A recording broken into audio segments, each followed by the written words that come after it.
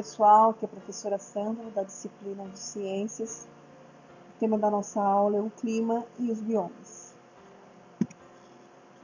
A distribuição dos seres vivos no planeta. A formação de espécies e comunidades de animais e plantas dependem muito do fator clima. O clima em várias regiões dependem de vários fatores, como a latitude. Quanto mais perto da linha do Equador, mais quente é o clima.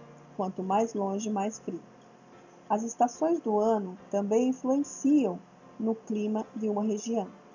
A altitude de um lugar também influencia se é mais frio.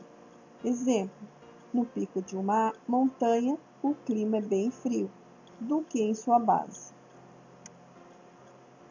Biomas são grandes áreas caracterizadas por um tipo principal de vegetação. Dentro de biomas, podem existir vários ecossistemas. Biomas terrestres no planeta. Ao lado temos a imagem de cada um deles. A tundra, a taiga, as florestas temperadas, as florestas tropicais, os campos, as savanas e os desertos. Biomas brasileiros também estão representados nas figuras ao lado. No Brasil encontramos os biomas da floresta amazônica, da Mata Atlântica, pampas, cerrado, caatinga e pantanal. Floresta amazônica. A floresta amazônica está localizada ao norte da América do Sul, com 60% de sua área em território brasileiro. Possui clima quente, úmido, com chuvas frequentes e abundantes.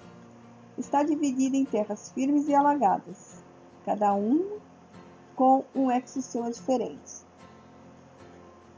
Além das matas de várzea, que são inundadas temporariamente. Devido à sua localização, a floresta amazônica recebe energia solar abundante durante todo o ano. Tem vegetação densa devido à luminosidade e temperatura alta constante. Entre a vegetação encontramos árvores como a castanheira, o cedro e o buriti.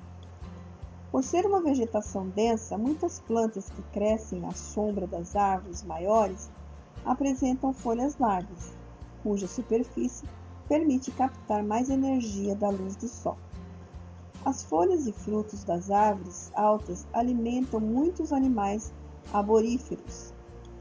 Mesmo com toda a diversidade de animais e organismos da floresta, seu solo é uma massa arenosa e argilosa, pobre em sais minerais, e na camada superficial existe humus, formado pela decomposição dos restos de plantas e animais, rico em nutrientes minerais que pode ser absorvido pelas raízes das plantas, em geral pouco profundas. Sendo o solo quente e úmido, os decompositores têm muita facilidade de se reproduzirem o ano todo, e a matéria orgânica se forma muito rápido. As plantas conseguem absorver os sais minerais rapidamente repostos no solo. Mata Atlântica. Floresta tropical de clima quente e úmido, apresenta grandes volumes de chuvas ao longo do ano. Existem grandes trechos desta mata na costa brasileira. Flora e fauna apresentam adaptações idênticas às florestas tropicais. A sua vegetação é densa, apresenta grande biodiversidade. Entre muitas árvores da Mata Atlântica encontramos o jequitibá rosa, a quaresmeira, o ipê, a peroba e a palmeira jussara, a qual extrai o palmito. Além de arbustos e grandes variedades de trepadeiras e epífitas, que são plantas inquilinas de outras árvores. Na Mata Atlântica vivem diversos mamíferos, os marsupiais, como os gambás, primatas, os muriquis, mico-leão e macaco-prego, entre outros animais, como aves. Os insetos também estão presentes em grande quantidade. Desde o período da colonização, a Mata Atlântica foi o bioma que mais sofreu com a ocupação humana. A extração do pau-brasil, o ciclo de cana-de-açúcar, do café, a mineração, a extração das madeiras nobres, a pecuária, a caça predatória e o crescimento das cidades causaram o grande desmatamento da região. Ameaça às florestas tropicais. A cobertura vegetal das florestas tropicais é fundamental para o equilíbrio do ambiente por diversas razões. Os organismos dependem dessa vegetação na busca de abrigo e alimento para poder se reproduzir. As árvores que formam a floresta impedem que as chuvas provoquem a erosão do solo. As copas das árvores retêm as chuvas e mantêm a umidade. Se a vegetação é destruída e substituída por cultivos agrícolas, o solo ficará vulnerável, prejudicando plantas e animais, prejudicando todo o meio ambiente.